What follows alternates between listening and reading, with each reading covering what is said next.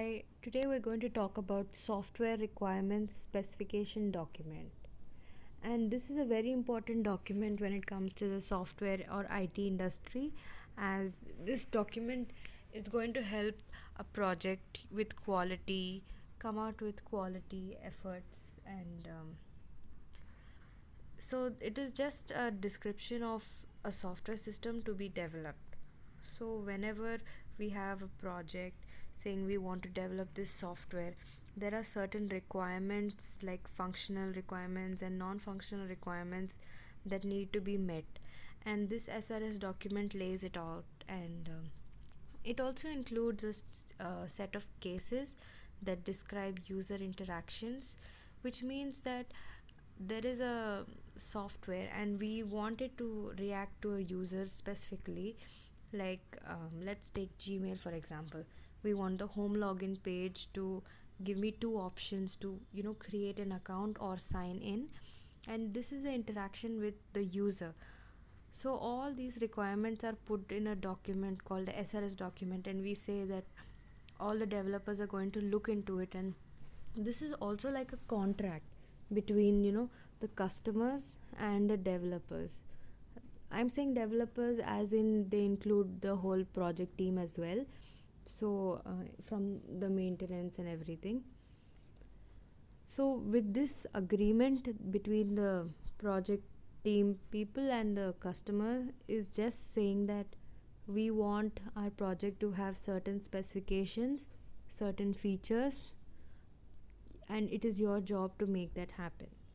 So when you're coming to a conclusion of how you want to design it and all that, you have to use the SRS document as a benchmark, because if you have a clear idea as a developer how you're going to make your project with all the features included, all this will reduce the later redesign. And all these come when we have proper requirements. So it is a rigorous assessment of requirements, and it's also a realistic basis for estimating product costs, risks, and schedules.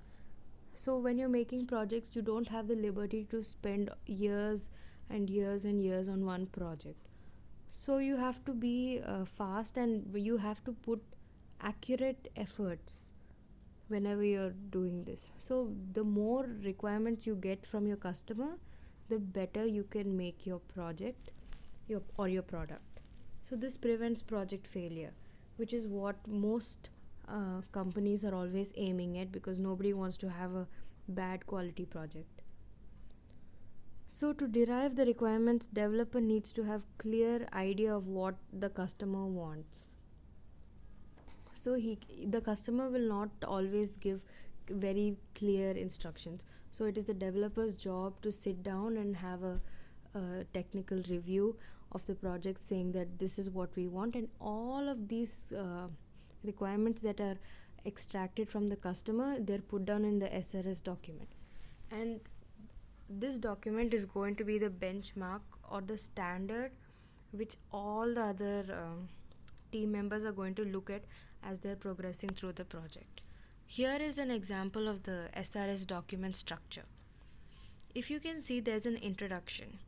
Now this introduction is going to tell you why exactly you are making this project. It gives a purpose, it defines the project, and there's a system overview. This is also a scope of work which is provided in the SRS document, which shows that how you can expand this project to suit a larger audience. Sorry.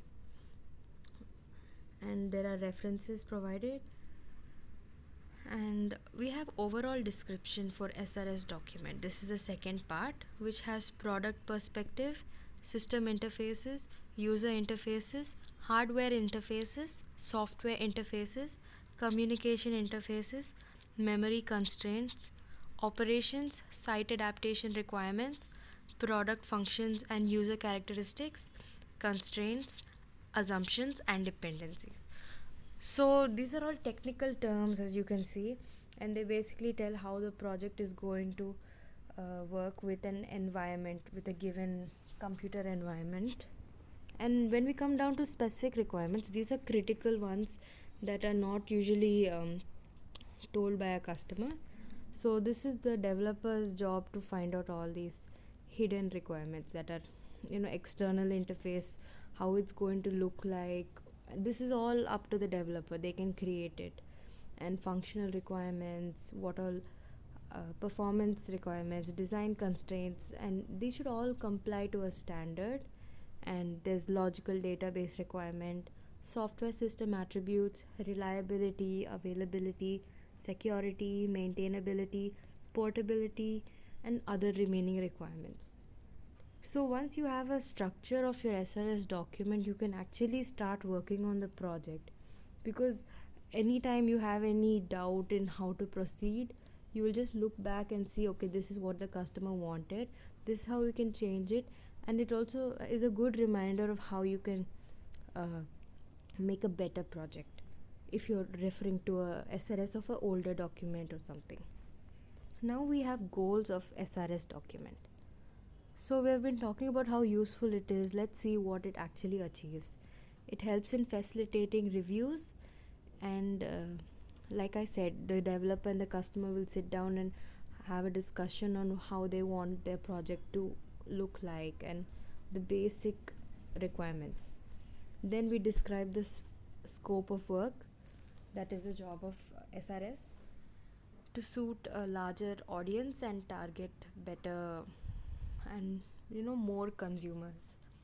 It also provides a reference to software designers through navigation ads, document structure.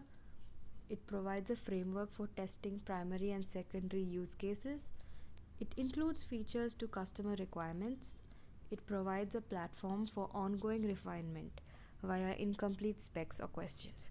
Now, this is a really important part. Like I said, when they're having the discussion or the technical review, the developer, always has an opportunity to ask the customer, saying, what more features would you expect from your project, or what else can we add on or beautify this and make it better. Because every project undergoes rigorous increment of its version so that it can be the best product, as it's competing among many other products. So this helps in ongoing refinement, all the requirements put together. And once you have the project, you can always look back and see, okay, this is how I'm going to make it better. And you can always talk to your customer and add more features and make it the best product out there is. So this is what SRS document is achieving. And thank you for watching.